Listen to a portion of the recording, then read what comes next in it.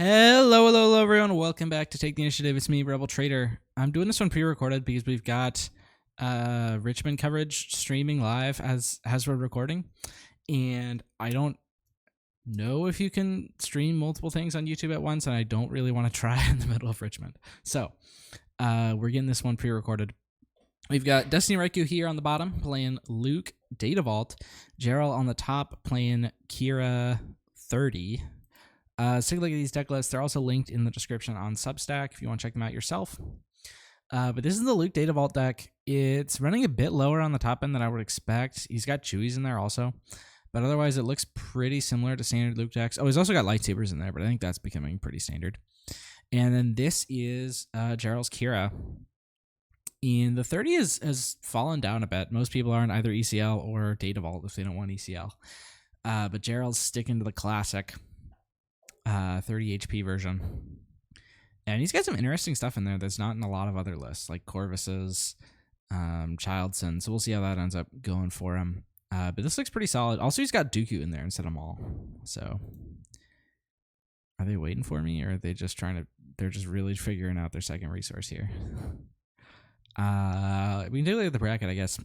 Well, they wait. This is top 8. The last top 8 match to go. Winner gets to play Royal Sabak on Cad Green. On the other side of the bracket, we've got Wayun on Cad Lake Country taking on Dylan on Sabine ECL. So we'll see how that one ends up going.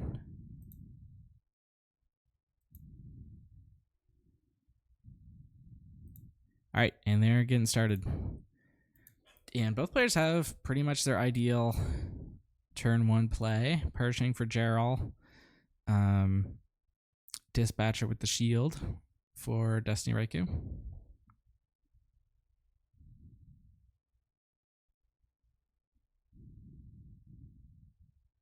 And both players have ramp going into the next turn. Jarol at this point has a bit of an awkward thing. He's got Childson with 3 green cards. He did pick up another blue one just there with the Pershings. That's nice. But that's one of the things I don't like about Childson is that he clogs up sometimes because your green cards are really valuable. You're running so many of them.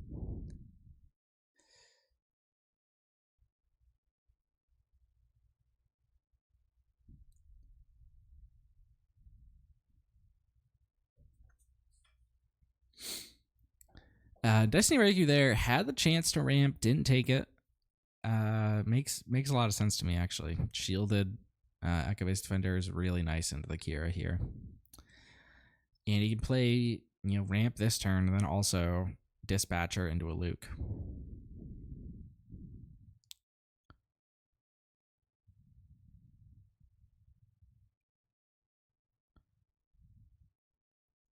All right, Defender there, going to clear that Pershing, prevent too much card draw. Super Laser goes and ramps. So now Qi'ra's live to flip.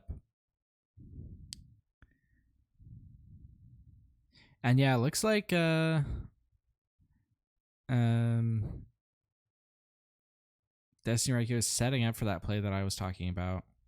Although he's keeping his options open to do resupply or perilous.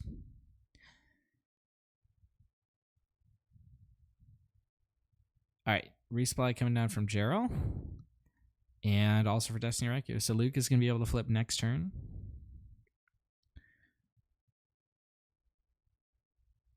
And Jarol's just going to drop out another Pershing and looks like conserving this Qi'ra flip.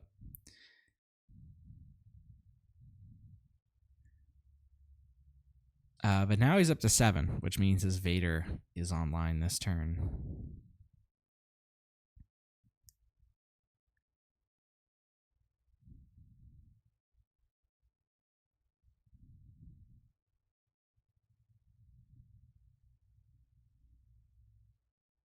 And in all likelihood, this Pershing is going to get another card draw here, it looks like. I mean, unless Destiny wants to burn a Perilous here to stop it.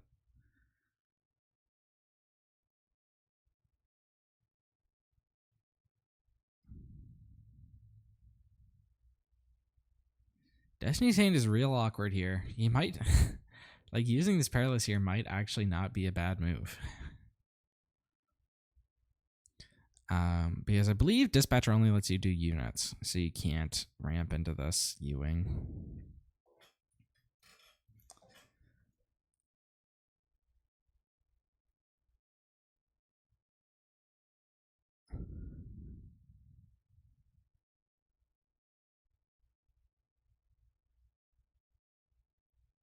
But he's also got to be very careful of Vader, and got to know that that Echo Base action isn't always going to be online. All right, interesting. So he's going to go 1 to base with Dispatcher. Or no, he's not. He's going to deploy Luke first. All right.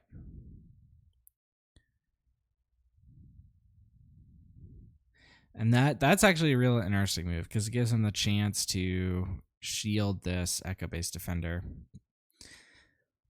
to prevent Qi'ra from just blowing it out.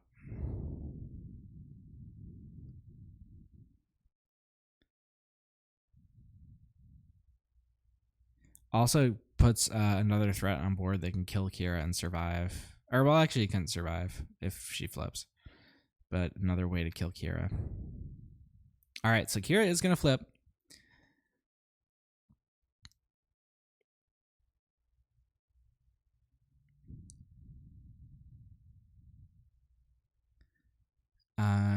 Jarol has he's got Barrage online if nothing is done to the Qi'ra. And if something is, he's got either Dooku or Vader to follow up with.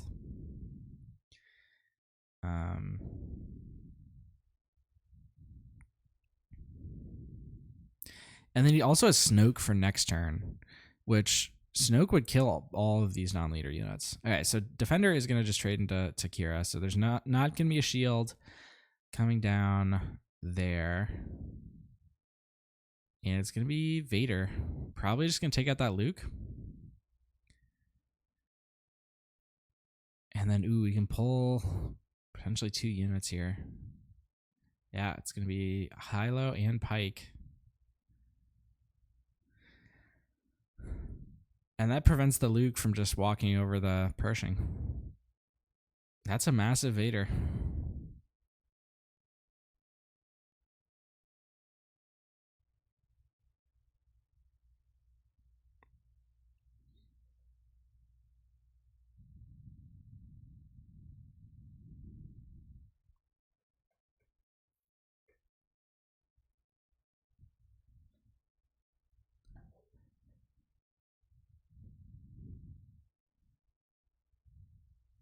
And this Luke might just be forced to trade into Pike.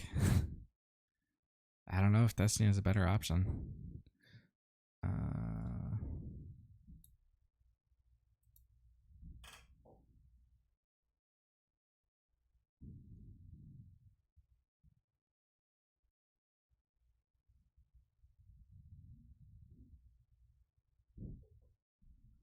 Apparently I'm the ops now for giving him his Luke back. I thought I was doing a nice thing.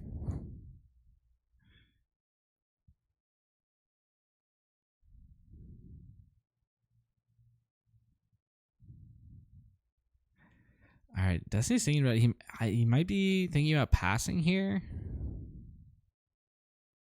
Oh, he's just gonna scoop. All right, I mean, he's definitely in a bad spot. We never got to see what the U-Wing would have brought, but from this position, real hard to come back. So Jarol taking the first one. Let's take a look at sideboards here. So Jarol's got a mix of things in here. Lots of stuff that can come in for these longer games. It looks like he actually only has 2 resupplies in the main. I imagine that third one is going to come in from the side. Probably 3 Palps returns also. Devotion is an interesting one. That's not one that we see a ton of these days. Top target more common for the aggro matchups. So I imagine neither of those are going to come in, but we'll see. On Destiny's side, he's also got lots of stuff for longer games. Home 1, U-Wing, Obi, Rivals Fall, more removal. He also has the third copy of Chewy, which is sometimes a nice way to blow out Qi'ras. If he can go like A-Wing and then Chewy on it, that's a real tough thing for Qi'ra to beat. Because is Jarol running takedowns? He actually is not running takedowns. Or actually, no, takedown doesn't even work on that anyway. What was I thinking? Can't be defeated.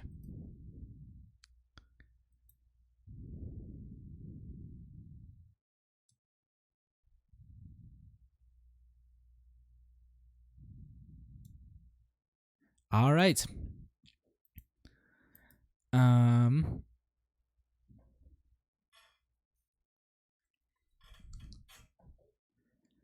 Looks like they're finishing up sideboarding. So, as I'm recording this, the Richmond sector is going on. I might be hopping on later today for some commentary. I'll definitely be on most of tomorrow. I think like I've got like one break, and then I'm there until the finals from the first round of Swiss on day 2. So, all right. Finally getting started with game 2 here. Again with the dispatcher for Destiny. And on Jarol's side, he's got all blue. So this Childson's looking a bit better.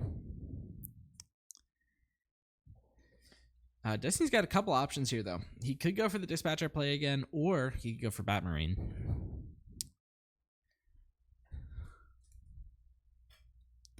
And it's going to be dispatcher.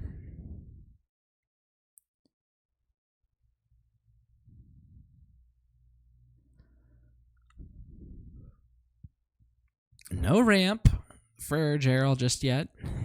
He's got one more card draw here with the Pershing.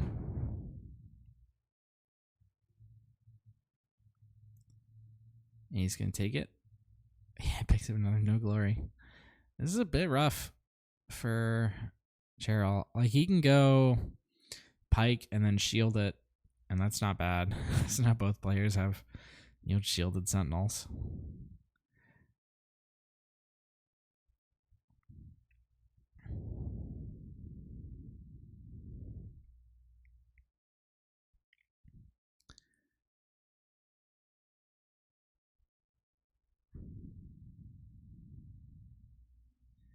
And I think, Perilous here is going to answer that Pike nicely.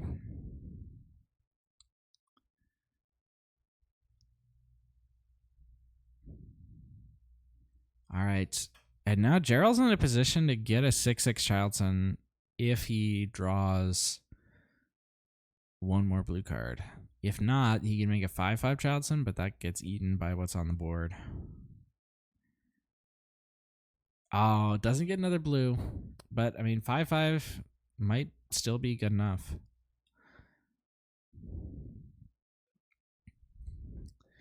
It's able to withstand a hit from the Echo-based defender and then be a barrage target next turn.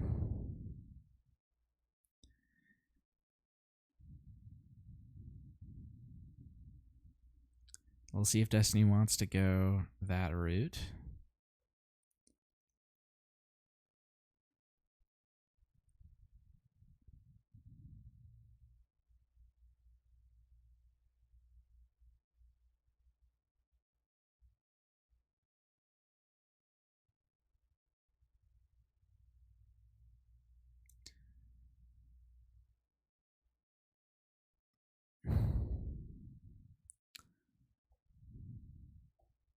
All right, Destiny just writing down what got revealed there with Childson. No Glory is big because it's an answer to Chewy, if that becomes a problem. Although, certainly not looking like it will at this point. All right, Jarol's going to get initiative here. And this barrage could be pretty impressive. If that, I don't see a better line for Jarol, really. Yup, there we go. Boom, boom. And he gets to take off the shield as well.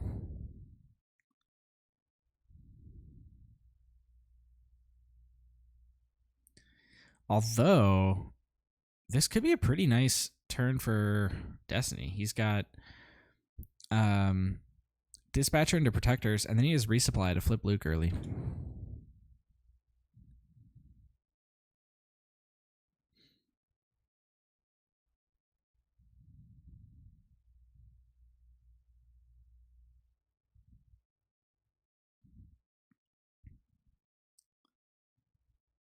And there we go. Notably, if Jarol flipped Qi'ra this turn, he'd actually heal his Childson by 1.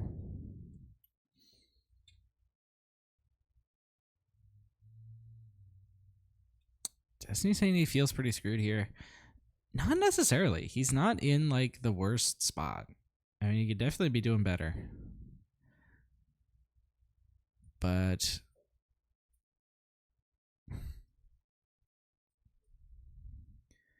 he's got the village people, which are, you know, protecting him pretty well at the moment. And I think he might have successfully gotten Jarol to flip Qi'ra before the Luke flip. Yeah.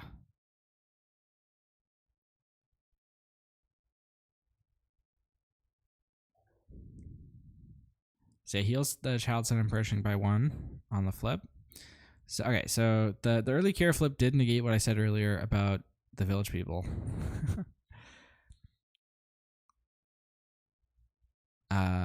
And this Childson probably is gonna get to trade with Luke.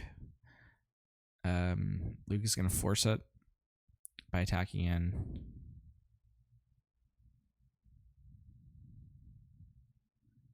They do trade. Yeah.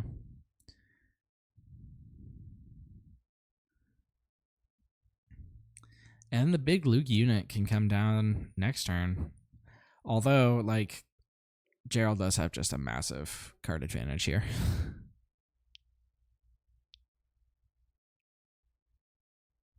Destiny, don't scoop before it's actually over. Yeah. Is he just gonna do it?